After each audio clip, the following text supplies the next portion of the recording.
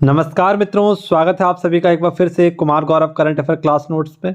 और जैसा कि आप सभी को पता है कि कुमार गौरव सर के कमर में दर्द उठ गया है, जिस कारण वो अपनी क्लास को कंटिन्यू नहीं कर पा रहे हैं। तो उसके चलते मैं आप सभी के लिए करंट अफेयर के नोट्स लेकर आया हूँ और बेहतरीन से नोट्स लेकर आया हूँ, जिससे आपका रिविजन नहीं रुकना चाहिए। ठीक है, तो साथियों सभी इस क्लास को अपना प्यार दीजिए, वीडियो को शेयर दोस्तों के साथ करिए और वीडियो पसंद आए तो लाइक करिए, क्योंकि यहाँ का जो कंटेंट है वो मैंने बहुत अच्छे तरीके से, जिस प्रकार से कुमार गौरव सर इकट्ठा करते हैं सारे के सारे लर्न टॉपिक को, उसी प्रकार से मैंने भी इकट्ठा किया है। तो हो सके तो इस क्लास को अपना प्यार देना और देखना इस क्लास को कि कितना ज़्यादा मज़ा आने वाला है। इस क्लास में आपको कमी महसूस नहीं होगी, किसी भी प्रकार की कंटेंट की कोई कमी महसूस नहीं होगी आपको। ठीक है, देखिए स्टार्ट करते हैं पहला क्वेश्चन। और पहला क्वेश्चन आपकी स्क्रीन पर पूछा गया है आपसे कि झारखंड स्थापना दिवस। तो झारखंड का स्थापना दिवस कब मनाते हैं? आप सभी को पता है 15 नवंबर को झारखंड का स्थापना दिवस मनाते हैं, क्योंकि 15 नवंबर सन 2000 को ही क्या हुआ था, तो झारखंड की स्थापना हुई थी। झारखंड किस राज्य से अलग होकर बना था? तो हम सबको पता है बिहार से अलग होकर जो हमारा राज्य बना था वो बना था झारखंड। ठीक है, आप सभी को बताना चाहिए। इसकी राजधानी क्या है? तो राजधानी रांची। यहाँ के सीएम है हेमंत सोरेन। यहाँ के गवर्नर हैं सीपी राधाकृष्णन, जो कि हाल ही में नए यहाँ के फरवरी माह में गवर्नर बनाए गए थे। राज्यसभा सीटें हैं यहाँ की 6, लोकसभा सीटें हैं यहाँ की 14 और विधानसभा सीटें हैं यहाँ की 81। अब देखिए साथियों, ललन टॉप क्वेश्चनों में आपको दिखाता हूँ किस प्रकार से मैंने पूरी स्लाइड को बनाया है। इसको देखना आप गौर से, और पसंद आए तो वीडियो को लाइक जरूर कर देना। अब वे राज्य जिनका जन्म यानी कि जिनका स्थापना दिवस 1 नवंबर को मनाया जाता है, तो देखिए ये 7 राज्य हैं जिनका 1 नवंबर को क्या मनाया जाता है? स्थापना दिवस। तो मध्य प्रदेश है। ठीक है, इसी के साथ साथ आप याद रख लेना छत्तीसगढ़, क्योंकि मध्य प्रदेश से अलग कौन हुआ है? छत्तीसगढ़। अब 4 राज्य हमारे कौन से हैं? तो दक्षिण के हैं। एक तो कर्नाटक है, और कर्नाटक के नीचे कौन सा है? तो केरल है। ठीक है, इसके बाद मैं आपको बताऊं तो कौन सा है आपका? आंध्र प्रदेश। और आंध्र प्रदेश के नीचे कौन सा है? तमिलनाडु। तो इस प्रकार से ये 7 देश याद रख 7 राज्यों के नाम आप याद रख सकते हैं, लेकिन एक आपका अलग बच जाता है। कौन सा? हरियाणा। तो देखिए एक बार दोबारा से रिवाइज करेंगे। मध्य प्रदेश कौन सा हो जाएगा? छत्तीसगढ़। मध्य प्रदेश को जोड़ दीजिए छत्तीसगढ़ के साथ। ठीक है, कर्नाटक को जोड़ दीजिए आंध्र प्रदेश के साथ, और तमिलनाडु को जोड़ दीजिए आप आंध्र प्रदेश के साथ। ठीक है, तो क्या हो जाएगा आपको? और एक आपको याद रखना है, कौन सा? हरियाणा। तो इस प्रकार से आप 7 राज्यों के नाम याद कर लेंगे जिनका नाम 1 तारीख को आया सामने आपके। ठीक है, यानी कि इनकी स्थापना 1 तारीख को हुई। अब जैसा कि बताया कि आपको 1 नवंबर को स्थापना होती है छत्तीसगढ़ की, मध्य प्रदेश से अलग होकर। 9 नवंबर को अलग हुआ था उत्तर प्रदेश से। ये कौन सा अलग हुआ था? तो उत्तराखंड। और 15 नवंबर को कौन अलग हुआ? बिहार से, तो झारखंड। और भारत का जो नवीनतम राज्य बना वो 2 जून 2014 को बना था, तेलंगाना। ये भारत का क्या है? तो नया स्टेट है, यानी बिल्कुल नया स्टेट कौन सा हमारा? तो तेलंगाना, जिसकी राजधानी क्या है? हैदराबाद। देखिए हाल ही में यहाँ पर बिरसा मुंडा जयंती भी मनाई गई है आपकी। ठीक है, और झारखंड में इसीलिए मनाया जाता है ये 15 नवंबर को स्थापना दिवस भी, और यहाँ पर एक दिवस भी मनाया जाता है, जनजातीय महोत्सव। ठीक है, ये भी आपको याद रखना है। देखिए और क्वेश्चन देखिए, जैसे 1 मई को किसका स्थापना दिवस मनाते हैं? तो गुजरात और महाराष्ट्र का स्थापना दिवस मनाते हैं, क्योंकि स्थापना कब हुई थी? 1960 में। 1 दिसंबर को नागालैंड का स्थापना दिवस मनाते हैं, इसकी स्थापना कब हुई थी? 1961 में। देखिए नए राज्यों का गठन या नए राज्यों का भारत में प्रवेश करना हो तो किस राज्य से करेंगे हम? किसी बाहरी क्षेत्र का प्रवेश करना है तो आर्टिकल 2 से। लेकिन भारत में ही किसी भी राज्य का सीमा परिवर्तन करना हो, नामकरण करना हो, नाम परिवर्तन करना हो, तो आर्टिकल 3 से करेंगे। भाषा के आधार पर बनने वाला पहला राज्य कौन सा था? तो ये था आपका आंध्र प्रदेश। कौन सा था? आंध्र प्रदेश। 1948 में एस.के. धर समिति आई थी और इसने भाषाई आधार पर बनने वाले राज्यों का विरोध किया था। ऐसे ही 1948 में जे.बी.पी. समिति आई थी आपकी, जिसमें कौन कौन सदस्य थे आपके? तो जवाहरलाल नेहरू थे, पट्टाभी सीतारामैया थे, और थे आपके सरदार वल्लभ भाई पटेल। इन्होंने भी क्या किया था? इसका विरोध किया था।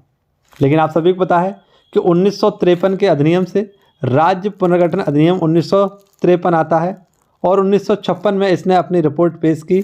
और किसने? तो इसमें आया था आपका फजल अली आयोग, और फजल अली आयोग के माध्यम से ही भारत में कितने? तो 14 राज्य और 6 यूटी बनाए गए। तो मूल संविधान में आपके 14 राज्य और 6 यूटी थे। और अगर हम बात करें कि प्रेजेंट में, और प्रेजेंट हमारे पास कितने राज्य हैं? तो 28 राज्य हैं और 8 यूनाइटेड यानी यूनियन टेरिटरी हैं आपके पास, जिसमें आपका लार्जेस्ट यानी सबसे बड़ा क्षेत्रफल में कौन सा राज्य है, तो राजस्थान है। सबसे छोटा कौन सा है, तो गोवा है। सबसे ज़्यादा पॉपुलेशन कहाँ पर है, तो उत्तर प्रदेश में है। और सबसे कम पॉपुलेशन कहाँ पर है, तो वो आपकी सिक्किम में है। ठीक है, इस प्रकार से आपको क्वेश्चन नंबर फर्स्ट याद रखना था। सारे के सारे फैक्ट अगर आपको अच्छे लगे हों, पसंद आए हों मेरे द्वारा की गई मेहनत, तो वीडियो को लाइक और दोस्तों के साथ शेयर जरूर कर देना, जिससे कि उनका भी करंट अफेयर का रिवीजन रुकना नहीं चाहिए।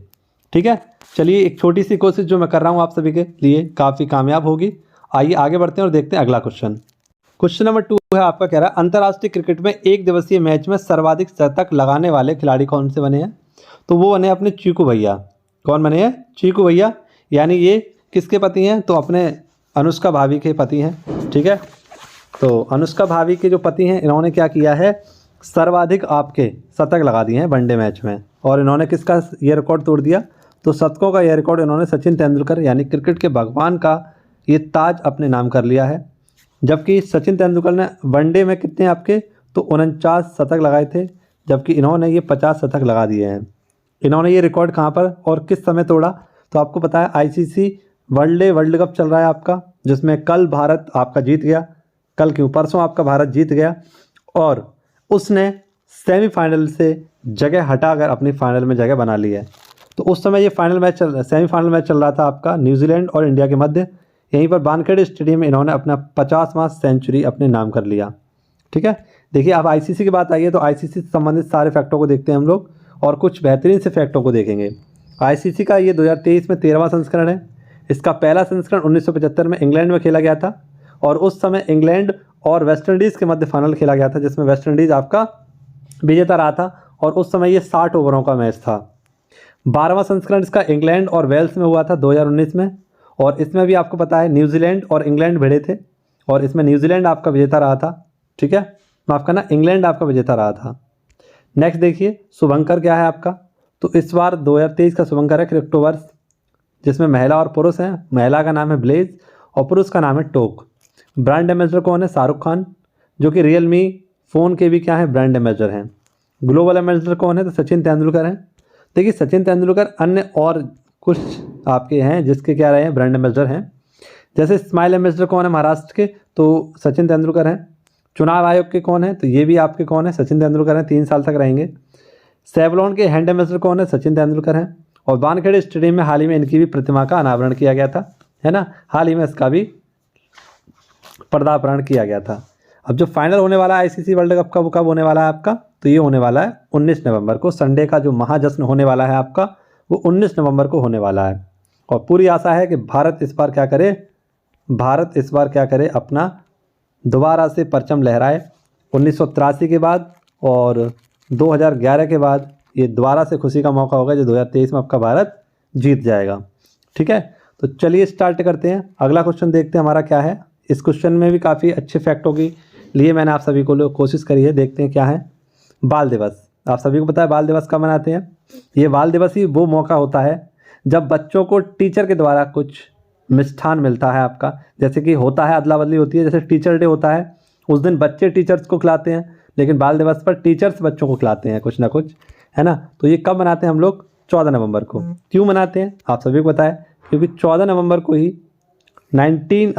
14 नवंबर को 1889 में ही जवाहरलाल नेहरू जी का, यानी कि हमारे प्रथम प्रधानमंत्री जी का क्या हुआ था, जन्म हुआ था। ठीक है, तो प्रथम प्रधानमंत्री थे हमारे। और 1950 से 1964 तक भारत के सर्वाधिक समय तक प्रधानमंत्री रहने वाले कौन है, जवाहरलाल नेहरू जी हैं।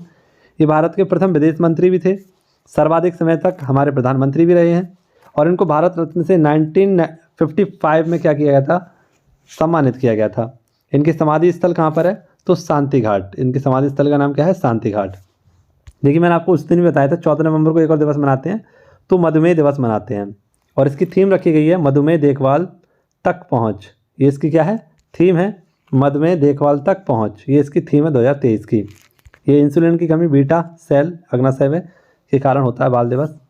ठीक है, तो दोनों दिवस आप क्या रखना है, जो बच्चे होते हैं वो ज़्यादा क्या खाते हैं, चॉकलेट वगैरह खाते हैं, उससे क्या हो जाता है, उन्हें मधुमेह होने का डर रहता है। इस प्रकार से आप दोनों डेटों को याद रख सकते हैं। बाल दिवस तो आपको याद रखना है, मधुमेह दिवस आपको याद रखना है। ठीक है, अब देखिए सारे के सारे आपको दिवस एक बार पुनः से मैं रिवाइज़ कराता हूँ। देखिए कई बार मैंने ये दिवस आपको रिवाइज़ कराए हैं और मेरे ख्याल से आपको धीरे धीरे याद भी हो रहे होंगे, है ना। तो चलिए देखते हैं, दोबारा से इसको रिवाइज करते हैं। 1 नवंबर को कौन सा दिवस मनाते हैं? विश्व शाकाहारी दिवस मनाते हैं, यानी वर्ल्ड वीगन डे मनाते हैं आपका। 5 नवंबर को विश्व सुनामी दिवस मनाते हैं आपका। 7 नवंबर को विश्व शिशु सुरक्षा दिवस मनाते हैं, और एक है कैंसर जागरूकता दिवस, राष्ट्रीय कैंसर जागरूकता दिवस आपका मनाते हैं। नेक्स्ट 9 नवंबर को विश्व उर्दू दिवस मनाते हैं, और इसको मैंने याद करने के बताइए आपको कि 10 जनवरी को कौन सा दिवस मनाते हैं आपका? तो विश्व हिंदी दिवस मनाते हैं। 10 में से 1 घटा दीजिए और नवंबर लिख दीजिए, तो ये क्या हो जाएगा? उर्दू दिवस हो जाएगा। हिंदी दिवस आपको याद है तो उर्दू दिवस याद कर लीजिए। 10 तारीख को कौन सा दिवस मनाते हैं? 10 नवंबर को तो विश्व परिवहन दिवस मनाते हैं, ठीक है। नेक्स्ट 11 नवंबर को राष्ट्रीय शिक्षा दिवस मनाते हैं, और राष्ट्रीय फाइल एरिया दिवस, ठीक है। फाइल एरिया को हम क्या बोलते हैं? तो ये बोलते हैं हम इसको हाथी पाँव। और मुझे कमेंट बॉक्स में बताइए कि भारत फाइल एरिया मुक्त कब तक हो जाएगा। कमेंट बॉक्स में बताइए किस सन तक भारत फाइल एरिया मुक्त हो जाएगा। नेक्स्ट ये मैंने बता दिया आपको, 14 नवंबर को बाल दिवस और मधुमेह दिवस मनाते हैं, यानी वर्ल्ड डायबिटीज़ डे और चिल्ड्रन डे मनाते हैं। नेक्स्ट 16 नवंबर को राष्ट्रीय प्रेस दिवस मनाते हैं। नेक्स्ट 17 नवंबर को कौन सा दिवस मनाते हैं? तो राष्ट्रीय मृग दिवस और विश्व छात्र दिवस मनाते हैं, ठीक है। नेक्स्ट देखिए 18 नवंबर को कौन सा दिवस मनाते हैं? तो विश्व वयस्क दिवस मनाते हैं, यानी वर्ल्ड अडल्ट डे। 19 नवंबर को विश्व नागरिक दिवस मनाते हैं, विश्व शौचालय दिवस और अंतर्राष्ट्रीय पुरुष दिवस मनाते हैं, ठीक है। ये भी आप सभी को क्लियर रखना है। 20 नवंबर को सार्वभौमिक बाल दिवस मनाते हैं, यानी यूनिवर्सल चिल्ड्रन डे मनाते हैं। उसके 6 दिन बाद मनाते हैं चिल्ड्रन डे के बाद। 21 नवंबर को विश्व टेलीविज़न दिवस। 26 नवंबर को क्या मनाते हैं? तो राष्ट्रीय कानून दिवस मनाते हैं। कौन सा? राष्ट्रीय कानून दिवस। विश्व पर्यावरण संरक्षण दिवस मनाते हैं और राष्ट्रीय संविधान दिवस मनाते हैं। और 30 नवंबर को झंडा दिवस मनाते हैं, राष्ट्रीय झंडा दिवस मनाते हैं, ठीक है। तो ये भी आप सभी को क्लियर रखना है, याद रखना है। आगे बढ़ते हैं, अगला देखते हैं क्वेश्चन। देखिए साथियों, ये क्वेश्चन जो मैंने आप लोगों के लिए तैयार किया है, इसमें कुछ बेहतरीन सी चीज़ें आपको याद कराऊंगा, ठीक है। देखिए क्वेश्चन देखते हैं पहले हमारा क्या कह रहा है। क्वेश्चन में आपसे बोल रहा है कि 6 भारत ओपेक ऊर्जा वार्ता उच्च स्तरीय बैठक, इसका आयोजन कहाँ हुआ है? तो भारत और ओपेक की ऊर्जा वार्ता हुई है हाल ही में, और ये कौन सा संस्करण? इसका 6ठा संस्करण है। ओपेक के बारे में आप लोग जानते होंगे, organisation of petroleum export country, है ना। ये क्या है? ओपेक होता है। इसकी स्थापना कब हुई थी? तो 1960 में बगदाद में इसकी स्थापना की गई थी। हेडक्वार्टर इसका कहाँ पर है? वियना ऑस्ट्रिया में। और वर्तमान में इसमें कुल देशों की संख्या कितनी है? 13। पहले इसमें सदस्य देशों की संख्या थी 12, लेकिन अब कितनी है? 13। और हाल ही में इसके जो नए सदस्य बने थे, है ना, हाल ही में जो इसके नए हेड बने थे वो थे हैथम अलघिस, इसके अध्यक्ष बने थे। नीचे लिखा है मैंने इनका नाम, हैथम अलघिस। तो हाल ही में ओपेक की 6ठे नंबर की उच्च स्तरीय वार्ता हुई है या बैठक हुई है। ये कहाँ पर हुई है? वियना ऑस्ट्रिया में हुई है। कहाँ पर? वियना ऑस्ट्रिया में। याद भी रहेगा आपको, क्योंकि ओपेक का मुख्यालय कहाँ पर है? वियना ऑस्ट्रिया में। अब वियना किस नदी के किनारे बसा हुआ है? तो डैन्यूब नदी के किनारे बसा हुआ है। डैन्यूब नदी के किनारे 10 तो देश बसे हुए हैं आपके, और 5 इनकी राजधानियाँ बसी हुई हैं। तो देखिए कुछ नामों को याद कराने की कोशिश करता हूँ आपको। जैसे वियना डैन्यूब नदी किनारे है, बेलग्रेड डैन्यूब नदी किनारे है, बुडापेस्ट डैन्यूब नदी किनारे है, बुखारेस्ट डैन्यूब नदी किनारे है। तो आपने यहाँ पर एक कॉमन चीज़ देखी होगी कि देखिए डैन्यूब नदी में भी क्या है? लास्ट में बा है। और जितनी नदियाँ इसमें आके मिल रही हैं, यानी नदियाँ नहीं आके मिल रही हैं, नदियों किनारे जितने भी शहर बसे हुए हैं उनका पहला अक्षर किससे? बा से है। देखो वियना, बेलग्रेड, बुडापेस्ट और बुखारेस्ट। तो इस प्रकार से आप याद रख सकते हैं, ठीक है। बेलग्रेड कहाँ पर है? सर्बिया की राजधानी है। बुडापेस्ट हंगरी की राजधानी है। और रोमानिया ये बुखारेस्ट की राजधानी है। मतलब रोमानिया की राजधानी क्या है? बुखारेस्ट। हंगरी की राजधानी क्या है? बुडापेस्ट। और सर्बिया की राजधानी क्या है? बेलग्रेड, ठीक है। और बेलग्रेड में आपको पता है किसकी स्थापना हुई थी 1961 में? तो बेलग्रेड में ही स्थापना हुई थी किसकी? तो आपने एक नाम सुना होगा, नॉन अलायंस मूवमेंट, यानी नाम गुट निरपेक्ष की स्थापना कहाँ हुई थी? यहीं हुई थी। और इसका पहला बैठक भी कहाँ हुआ था? यहीं पर हुआ था, बेलग्रेड में ही, ठीक है। नेक्स्ट देखिए, तो ओपेक के बारे में हमने जान लिया सारी बातें। अब देखिए ओपेक में कौन कौन से देश हैं उनके बारे में जान लेते हैं। ओपेक में सऊदी अरब है, अल्जीरिया है, इराक है, ईरान है, कुवैत है, अंगोला है, यूएई है, नाइजीरिया है, लीबिया है, वेनेजुएला है, गैबोन है, गिनी है, कांगो है। ये सब कैसे हमारे? ये सब हमारे खाड़ी देश हैं। और इनमें आप सभी को पता होना चाहिए कि दक्षिण अमेरिका का एकमात्र देश है जिसका नाम है वेनेजुएला। ठीक है, ये आपको याद रखना है, दक्षिण अमेरिका का एकमात्र देश कौन सा है, तो वेनेजुएला। बाकी आपके कुछ आपके एशियाई देश हैं और कुछ आपके अफ्रीकी देश हैं। तो इनकी राजधानी मैंने इनके सामने लिखी है। सऊदी अरब की राजधानी क्या है, रियाद। अल्जीरिया की राजधानी क्या है, अल्जीरियस। ईरान की राजधानी क्या है, तेहरान। इराक की राजधानी क्या है, बगदाद। कुवैत की राजधानी क्या है, कुवैत सिटी। अंगोला की राजधानी क्या है, लुआंडा। यूएई की राजधानी क्या है, अबू धाबी। ठीक है, इस प्रकार से नाइजीरिया की याद रखनी है, क्या है, अबूजा है। लीबिया की राजधानी क्या है, त्रिपोली है। वेनेजुएला की राजधानी कराकस। गैबोन की राजधानी है लिवरविल्ले। क्या राजधानी है, लिवरविल्ले। गिनी की राजधानी है कोनाक्रे। और कॉन्गो की राजधानी है ब्राज़विले। अब बैठकों की बात आई थी, तो देखिए बैठक में आपको सबको एक बार दोबारा से याद करा देता हूँ। जैसे WHO की बैठक कहाँ हुई थी, आपकी बर्लिन जर्मनी में। आसियान की बैठक कहाँ हुई है, जकार्ता इंडोनेशिया में। SCO की बैठक कहाँ हुई है, भारत में। G20 की बैठक कहाँ हुई, नई दिल्ली भारत में। G7 की बैठक कहाँ हुई, जापान हिरोशिमा में। क्वाड की बैठक कहाँ हुई, जापान में। P20 की बैठक कहाँ हुई, यशोभूमि दिल्ली में। ब्रिक्स की बैठक कहाँ हुई, जोहान्सबर्ग में। मसाला यानी मसाला की बैठक, विश्व मसाला कांग्रेस की बैठक कहाँ हुई, आपके मुंबई में। और कॉफ़ी की कहाँ हुई थी, बेंगलोर में। ये दोनों रिवर्सेबल कर लेना, आगे पीछे हो गए थे तो मैंने काटने के बजाय यहाँ पर क्रॉस बना दिया। ठीक है, ऊपर नीचे कर लेना। सड़क कांग्रेस की बैठक कहाँ हुई थी, तो प्राग में। ठीक है, सड़क कांग्रेस की, विश्व सड़क कांग्रेस की बैठक कहाँ हुई थी, तो प्राग में। कल मैंने आपको एक बताया था कपड़ा, तो विश्व कपड़ा सम्मेलन, इसका आयोजन कहाँ पर हुआ है, ये कमेंट बॉक्स में मुझे बताइए। देखिए ओपेक की मैंने यहाँ पर फुल फॉर्म लिखी है। ओपेक को हम क्या कहते हैं, तो organisation of petroleum exporting countries. इसके हेड कौन है, तो हैतम अल-घिस इसके हेड हैं। एक और बैठक हुई थी, देखो ऊपर मैंने लिखी है, आपको दिख रही होगी, तो APEC, इसे बोलते हैं एपेक। ये है ओपेक, ये है एपेक। और एपेक की बैठक कहाँ हुई थी, अमेरिका में। ठीक है, इसमें 21 देश हैं। एशिया पैसिफिक इकोनॉमिक कॉरपोरेशन इसकी फुल फॉर्म है। ठीक है, देखिए कुछ हेडक्वार्टर्स देख लीजिए, जैसे WHO का हेडक्वार्टर, WTO का, रेड क्रॉस का, अंकटाड का, WWF का और WEP का, सबका मुख्यालय कहाँ पर मिलेगा आपको, जिनेवा में। न्यूयॉर्क का, न्यूयॉर्क में कौन कौन से हैं, तो UNO का है, UNDP का है, IMF का और वर्ल्ड बैंक का कहाँ पर है, वाशिंगटन DC में। नाटो और यूरोपियन यूनियन का कहाँ पर है, तो ब्रुसेल्स में है। ठीक है, तो इन सभी फैक्टों को भी आप सब लोग क्या करना है, याद रखने की कोशिश करना। आगे बढ़ते हैं और देखते हैं अगला क्वेश्चन हमारा क्या कह रहा है।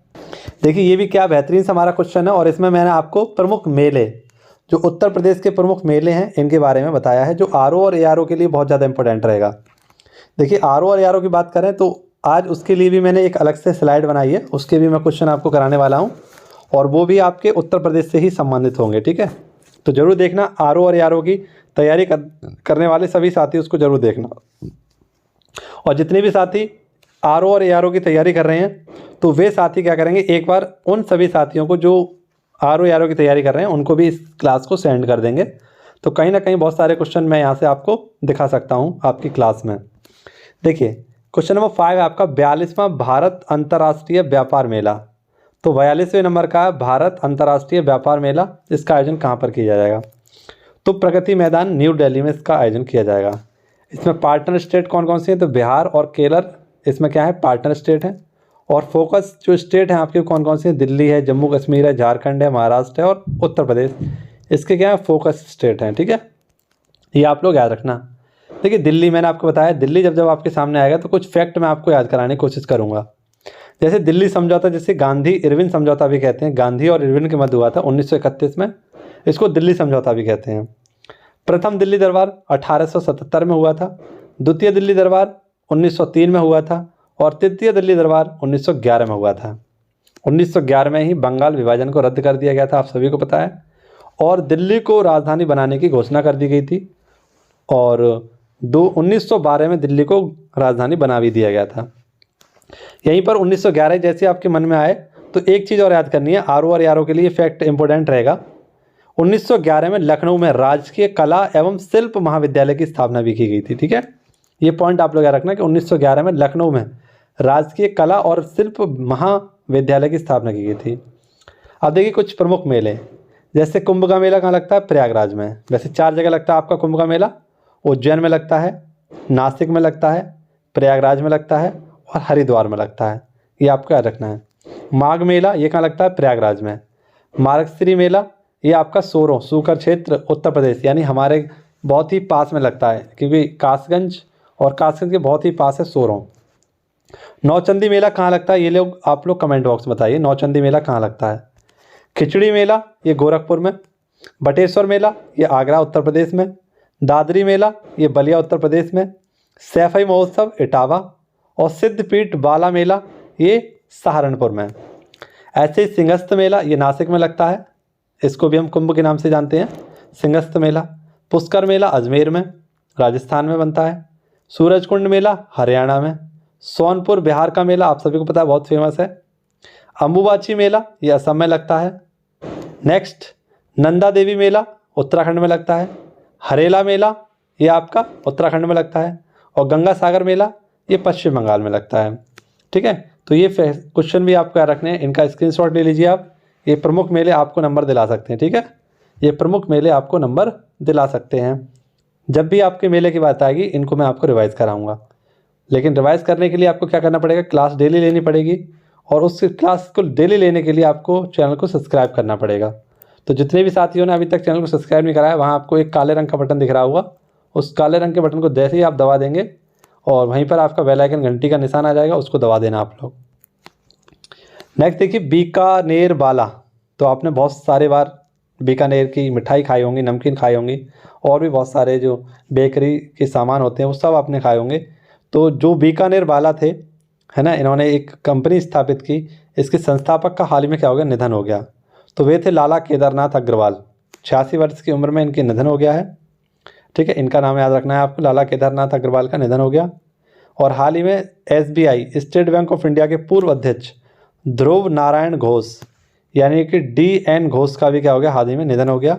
और ये 12वें क्या थे? इसके अध्यक्ष थे, जिनका हाल ही में निधन हुआ है।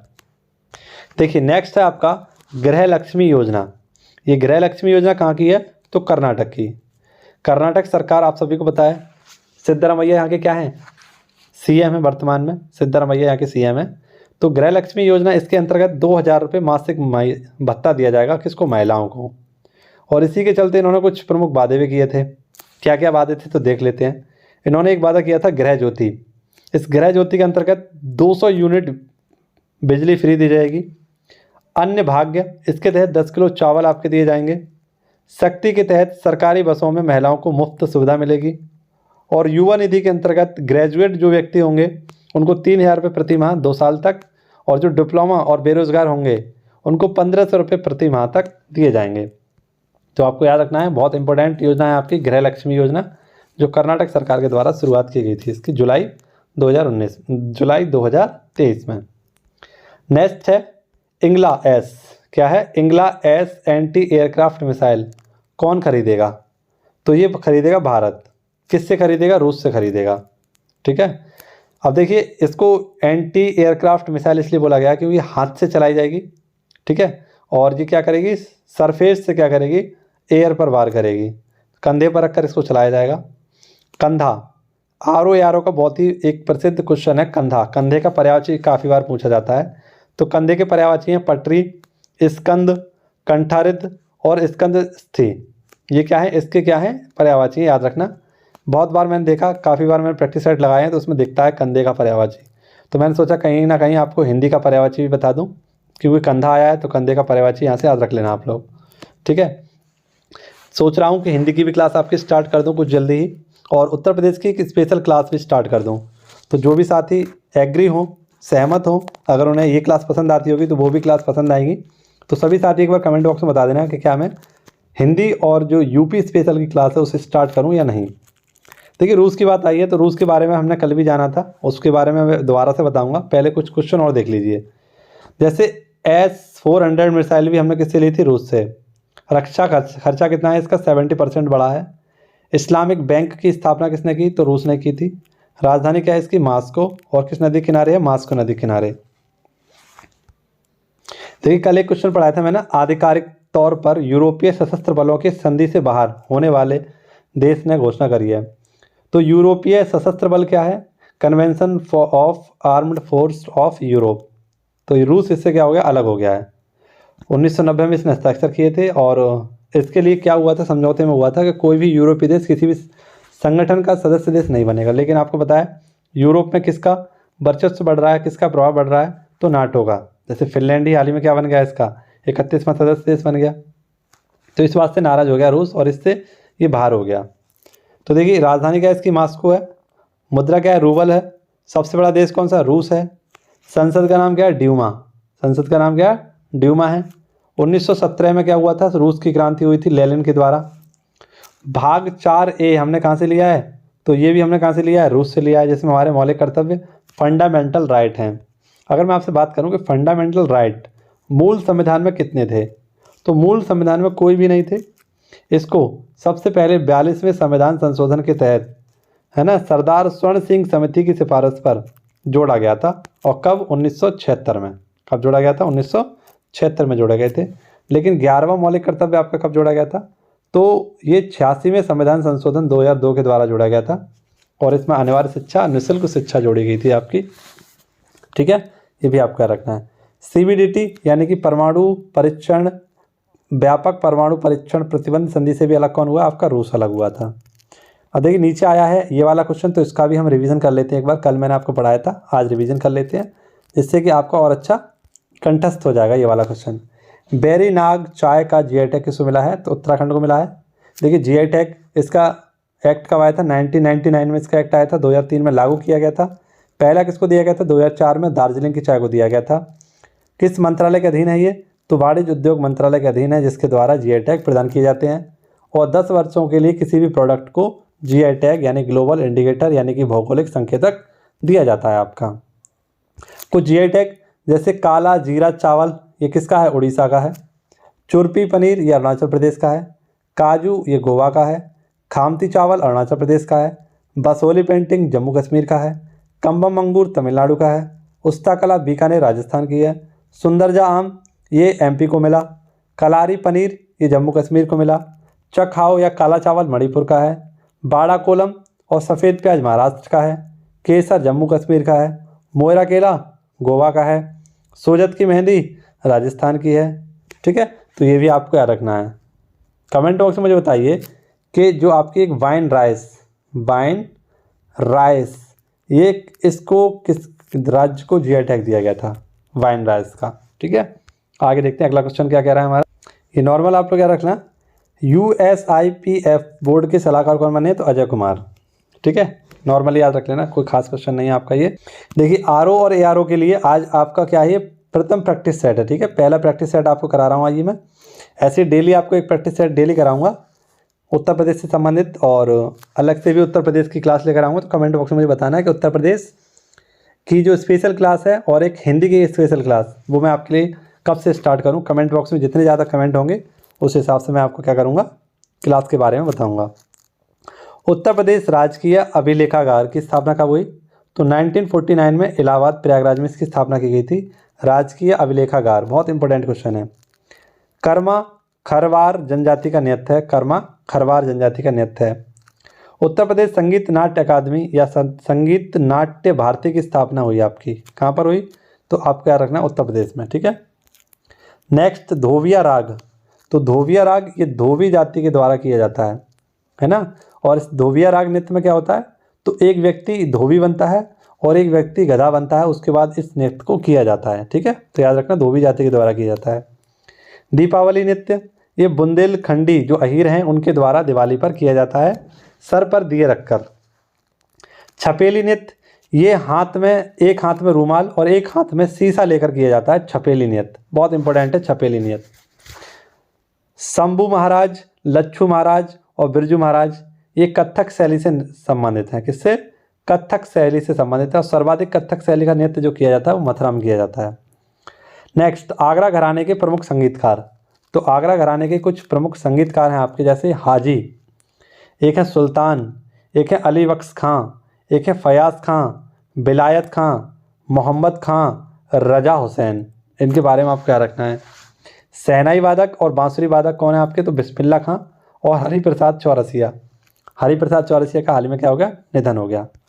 कर्मा नृत्य मैंने आपको बताया मिर्ज़ापुर और सोनपुर में किया जाता है कर्मा नृत्य। खरवार जनजाति के द्वारा। लट्ठमार होली ये वर्षा नाम होती है होली के अवसर पर।